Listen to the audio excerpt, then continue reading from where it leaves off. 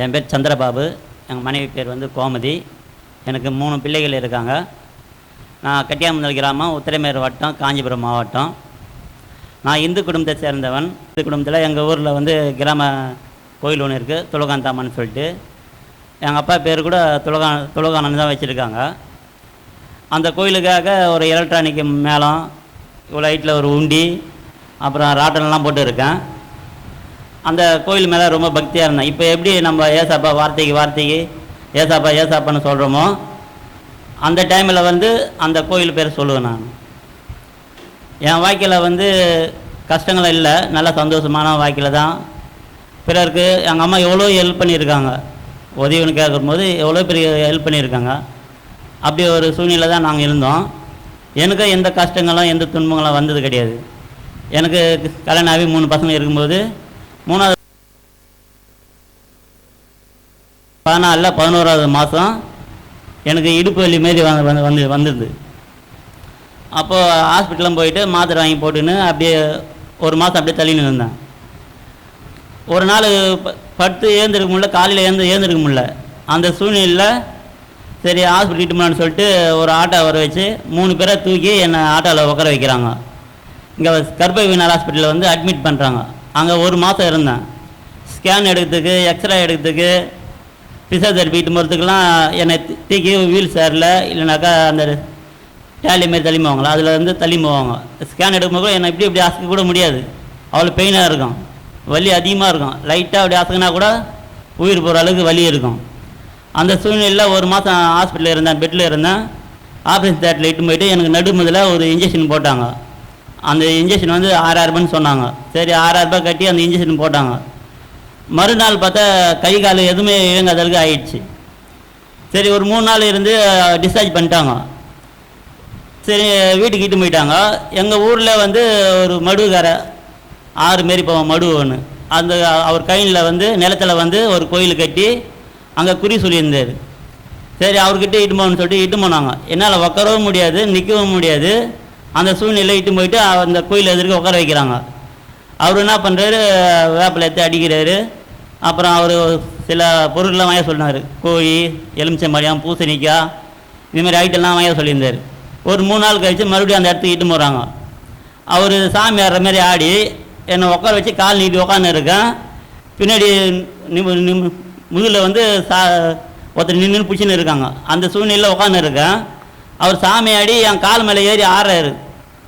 ஏறியுமே வலியோட கிடக்குறேன், இந்த கால் மேலே ஏறி ஆடுறாரு. அப்புறம் கோழி என்ன பண்ணார், 2ஆக கீச்சு அப்படியே என் மேலே கைத்தை சுற்றி என்னை தரன்னு முடியை பிடிச்சி தலையை ஏற்று போய் பக்கத்தில் மடுவு போகுது, அந்த மடுவில் போட்டு அழித்துறாரு, தண்ணியில் அழித்துறாரு. அப்படியேப்பட்ட ஒரு சூழ்நிலை எனக்கு ஏற்படுத்தினாங்க. அதுக்கப்புறம் வீட்டுக்கு போயிட்டோம். அதுக்கப்புறம் அப்படியே வழியாட தான் இருந்தேன். அப்புறம் வந்து நான் வேலை செஞ்ச ஓனர் என்ன பண்ணார், சிங்கப்பெருமா கோயில் அந்த இடத்துக்கு பிசியோதெரபி பண்ணுறேன்னு சொல்லிட்டு 1 மாதம் இட்டுமே அங்கே வச்சுருந்தார். அவரும் சைதாப்பேட்டில் போய் ஸ்கேனில் எடுத்தார். அப்புறம் சென்னையில் வந்து ராயப்பேட்டில் வந்து ஒரு ஸ்பெஷல் நரம்பு டாக்டர் இட்டு போயிட்டு அவரும் ட்ரீட்மெண்ட் பார்த்தாரு. அவர் என்ன பண்ணார், அவரும் டேப்லெட்லாம் எழுதி கொடுத்தாரு. அதுவும் சாப்பிட்டுன்னு பிசியோதெரபி 1 மாதம் அங்கே பண்ணியிருந்தேன். எங்கள் ஓனர் என்ன பண்ணார், தாம்பரம் சித்தா ஹாஸ்பிட்டலில் வந்து அட்மிட் பண்ணார்.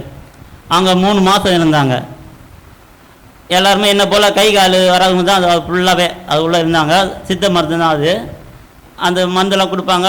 எங்கள் அம்மா என்ன பண்ணுவோம், பக்கத்தில் இருக்கிற தோட்டத்தில் போயிட்டு இந்த எருக்கஞ்செடி, வேப்பிலை, அதுமாரி ஒரு 5 மூலிகை ஏற்றாந்து அதை வந்து ஈட் பண்ணி முதுகில் வந்து பிசியோதெரபி மாரி பண்ணுவாங்க. அந்த டைமில் வந்து எங்கள் ஊர்லேருந்து ஒரு 10 லேடிஸ் வந்தாங்க. அவங்கள பார்க்கும்போது எனக்கு பயங்கரமாக கண்ணீர் வந்து, எனக்கா இந்த நிலைமை அப்படின்னு சொல்லிட்டு. இந்த கையால் காலால் நடக்க முடியாது, கையில் எடுத்து சோறு கூட தூண முடியாது. இந்த கையை பிடிச்சிட்டு இந்த கையால் தான் எடுத்து சாப்பிட்ணும். அப்படி ஒரு சூழ்நிலை. அவங்கள பார்க்கும்போது எனக்கு கண்ணீராக வந்தது. அங்கே ஒரு 3 மாதம் இருந்தேன். எங்கள் மனைவியோட அண்ணன் வர்றாரு. அவர் வந்து பார்க்கும்போது, என்ன பாபு இந்த தீர்வாதா, இது அப்படி தான் இருக்குமா அப்படி அவர் கேட்கும்போது எனக்கு ஒரு மாதிரியாக இருந்தது. என்னடா அது ஒரு பொண்ணோட வாழ்க்கை இதுமாரி ஆயிடுச்சுன்னு சொல்லிட்டு அவங்க தங்கச்சியோட வாழ்க்கை இதுமாரி ஆயிடுச்சு சொல்லிட்டு அவங்க அண்ணன் கேட்குறான்னு சொல்லிட்டு அந்த சூழ்நிலை நான் நினச்சேன். ஆனால் அதுமாரி கேட்டார் அவர், அவ்வளோதானா இது இப்படி தான் இருக்குமா நான்.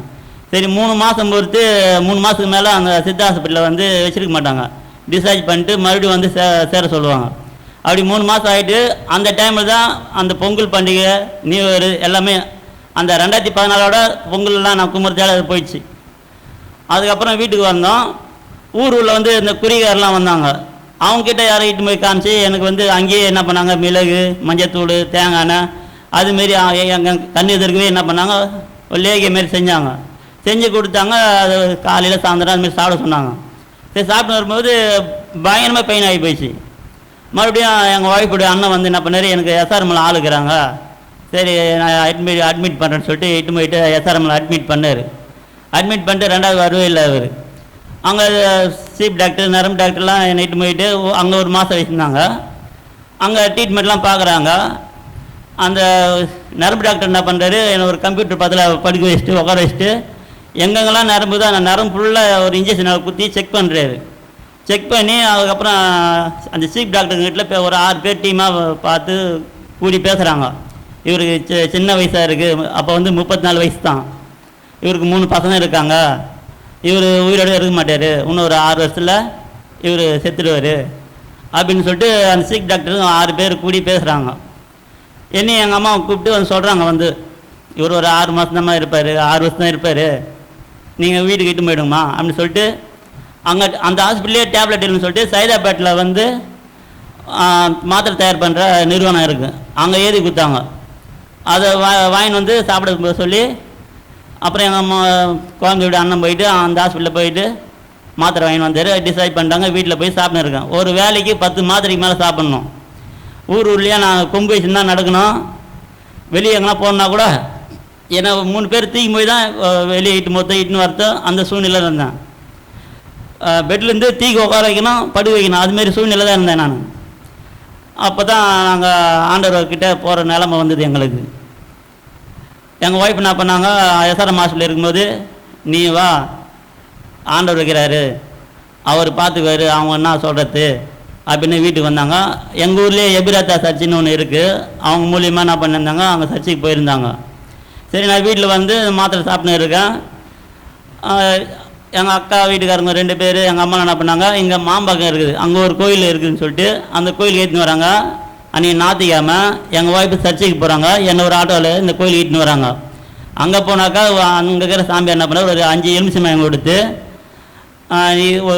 புத்தில் இருக்கிற மண் எடுத்து இந்த எலுமிச்சம்பழத்தை ஊற்றி பெசிந்து அவர் வழியில் எங்களுக்கு அங்கெல்லாம் தடவுங்க, அப்புறம் அந்த எலுமிச்சம்பழத்தை ஆகாரமாக கொடுங்கன்னு சொல்லிட்டு அவர் சொல்லி அனுப்புகிறாரு.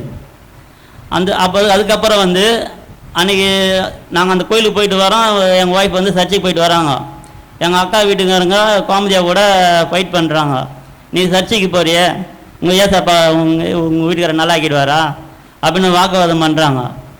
அந்த சூழ்நிலை கோமதி சொல்கிறாங்க, எங்கள் ஏசாப்பா வந்து என் வீட்டுக்காரர் நல்லா ஆகுவார், நீங்கள் என்ன இப்போ சொல்லிட்டு நீங்கள் போயிடுவீங்க, நான் தான் கஷ்டப்பட போகிறேன் அப்படின்னு சொல்லிட்டு அவங்ககிட்ட வாக்குவாதம் பண்ணியிருந்தாங்க.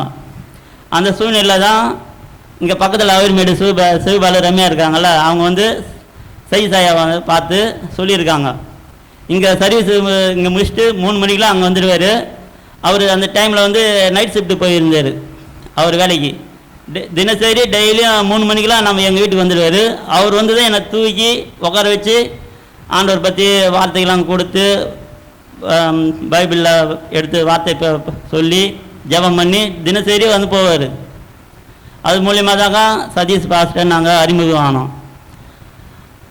அப்படியே கூட அந்த சூழ்நிலையில் கூட எங்கள் அக்காவுடைய மைத்தினர் வந்து மீனம்பக்கத்தில் வந்து ஒரு சர்ச்சை இருக்குது, அங்கே ஒரு வாரம் இட்டு போயிட்டு சின்ன குழந்தைங்களை வச்சுக்கின்னு என்னை அப்படியே இதுமாரி ப்ரேயர் நடக்கும், ஒரு மூலையாக வந்து என்னை கலத்தி வச்சுருக்கோம். ஒரு வாரம் வச்சு எங்களுக்கு எல்லாத்தையும் ஆண்டவரை பற்றி எல்லாத்தையும் சொன்னாங்க. தினசரி அந்த அவங்க கொடுத்த புக்குங்களை வச்சு டெய்லியும் குடும்பம் உட்காந்து ஜெபம் பண்ணி படுக்கும்போது ஜெபம் பண்ணி காலையில் இருந்து ஜெபம் பண்ணி அந்த வார்த்தைகள் ஒன்று சொல்லி நாங்கள் ப்ரேயர் ஆண்டவரை மூலியமாக நம்ப ஆரம்பித்தோம். அந்த சூழ்நிலை என்ன பண்ணாங்க, மறுபடியும் காஞ்சிபுரத்துலேருந்து ஒரு மந்திரவாதி இட்டுன்னு வந்தாங்க எங்கள் வீட்டுக்கு வந்து ஒரு மாவில் அப்படியே மனுஷனை மாரி பொம்மை செஞ்சு அந்த பொம்மை ஃபுல்லாக ஆணியால் கொடுத்து அந்த ஆணி கூட எடுக்கிறதுக்கு வலு இல்லை, எனக்கு சத்து இல்லை, 2 கையால் அந்த ஆணி எடுக்கிறான். அதுமாரி அந்த பொம்மையில் செஞ்சு ஆணிங்களை அடித்து என்னை உட்கார வச்சு ஒரு ஆள் பிடிச்சின்னு இருக்காங்க, உட்கார கூட முடியாது. அந்த சூழ்நிலையில் அந்த ஆணிகளை எடுக்கிறான், ஒன்று ஒன்றா எடுக்கிறான். அதுமாரி எடுத்து அவர் என்ன பண்ணார், எங்கள் வீட்டாண்ட சூனியல்னு சொல்லிட்டு அவராக போய் ஒரு பள்ளம் நோண்டி அங்கேருந்து ஒரு எடுக்கிறார் ஒன்று. அவர் ஒரு 15,000 கிட்ட வாங்கி போயிட்டார். அந்த சூழ்நிலையில் கூட நீங்கள் எதனா செஞ்சு போங்க, நான் எனக்கு விருப்பம் இல்லைன்னு சொல்லிட்டு எங்கள் ஒய்ஃப் என்ன பண்ணாங்க, எதிர் வீட்டில் போய் உக்காந்துனாங்க. என்னை உட்கார வச்சு எல்லாம் செஞ்சுன்னு இருக்காங்க. அவங்க அதுமாரி பண்ணிவிட்டு அவங்க ஒரு 15,000 வாங்கி போயிட்டாங்க. அதுக்கப்புறம் தான் முழுமையாக என்ன பண்ணோம், நானும் எங்கள் ஒய்ஃபும் அங்கே இருக்கிற சர்ச்சைக்கு போனோம். அதுக்கப்புறம் இங்கே இருக்கிற பாஸ்டர் ஐயா வந்துருந்து எங்களுக்கு தினசரி ஜெபிச்சுட்டு போவார். அந்த சூழ்நிலை தான் நாங்கள் ஆண்டவர் என்ன பண்ணோம், ஏசாப்பா இதுக்கப்புறம் நாங்கள் எங்கேயும் போகல, உங்களை நம்பி தான் இருக்கோம், இனி நான் இந்த தடி வச்சு நடக்கக்கூடாது அப்படி முழுமையாக என்ன பண்ணால் ஆண்டவர் ஜம் பண்ணி அந்த தடி இல்லாமல் தடி தூக்கி அழைச்சிட்டு தடி இல்லாமல் நடக்க ஆரம்பித்தேன். கொஞ்ச நாளில் பொறுத்து ஒரு வேலைக்கு 10 மாத்திரை போடுவேன். அந்த மாத்திரைமை எடுத்து என்ன பண்ணால் ஒரு கவரில் போட்டு கட்டி, இனி இந்த மாத்திரை நான் தொட மாட்டேன்னு சொல்லிட்டு அந்த மாத்திரை தூக்கி சில்ப் மேலே தூக்கி அழைச்சிட்டேன். அந்த மாத்திரையும் இல்லாமல் என்ன பண்ணார், டபுளாக ஆகிட்டார். இப்போ எப்படி இருந்தால் இதை விட நல்லா ஆள் சூப்பராக ஆகிட்டேன். நான் மறுபடியும் நான் போன வேலைக்கு மறுபடியும் போய் சேர்ந்தேன். அந்த அளவுக்கு சூப்பராக ஆகிட்டார் ஆண்டவர். ஆண்டவர் நம்பினா எல்லாமே நடக்கும். நான் ஒவ்வொரு நாளும் வீட்டில் படுக்கும்போது நைட்டு ஃபுல்லாக தூங்கவே மாட்டேன். வலி, மற்றவங்களாம் கை கால் இருந்தவங்களாம் வலியே இருக்காது, எனக்கு உடம்பு ஃபுல்லாக பெயினாக இருக்கும், வலியாக இருக்கும், நைட்டில் தூங்க முடியாது. எங்கள் அம்மாண்ட சொன்னேன், அம்மா எதனா கொடுத்து என்னை சாவ வச்சிடுமா, நான் உயிரோட இருக்க மாட்டேன் அப்படின்னு சொல்லியிருக்கேன். எங்கள் ஒய்ஃபுக்கிட்ட சொல்லியிருக்கேன், நீ இனிமேல் நீ என்னை நம்பாத, நீ பிள்ளைங்களை பார்த்துக்க, வேறு எதனா ஒரு திருமணம் கூட பண்ணிக்க அப்படிலாம் கூட சொல்லியிருக்கேன். நான் சொல்கிறத பார்த்து பக்கத்து வீட்டில் இருக்கிறவங்களாம் கூட அழுதுன்னு ஓடி வருவாங்க, ஏன்பா இப்படிலாம் சொல்கிற. அந்த சூழ்நிலை அவ்வளோ கஷ்டம், அவ்வளோ வலி, என்னால் தாங்கவே முடியல, அந்த அளவுக்கு இருந்தது, உயிரே போகிற மாரி இருந்தது. அந்த சூழ்நிலை என்னை இந்த அளவுக்கு என்னை மாற்றினான்னா கடவுள் டாக்டர் கடவுள் மாதிரி எந்த உண்மையாக இருந்தால் சொல்லிடுங்க அப்படின்னு நம்ம சொல்லுவோம்ல. ஆனால் கடவுளாலே முடியாது. நம்ம ஏசாப்பா என்ன பண்ணார், அவங்க 6 வருஷம் தான் உயிராக இருப்பாங்க. இப்போ நான் 10 வருஷம் இந்த வந்துட்டேன், நான் இப்போ உயிராக இருக்கேன். 10 வருஷமாக நான் அவன் சொல்லி 10 வருஷம் ஆயிடுச்சு. அப்போ இந்த அதிசயம் நடத்துனவர் நம்ம ஏசாப்பா தான். இந்த அளவுக்கு இது இங்கே நான் சாட்சி கொடுக்க உருவாக்குறது தான் நம்ம ஏசாப்பா தான். இனி ஏசாப்பா தவிர வேறு எதுக்கும் என் இடத்துல இடம் இல்லை, என் இதயத்தில் வேறு எதுக்கும் இடம் இல்லை. ஏசாப்பா தான் மெய்யான தெய்வனத்தும் நான் புரிஞ்சுக்கினேன். நன்றி.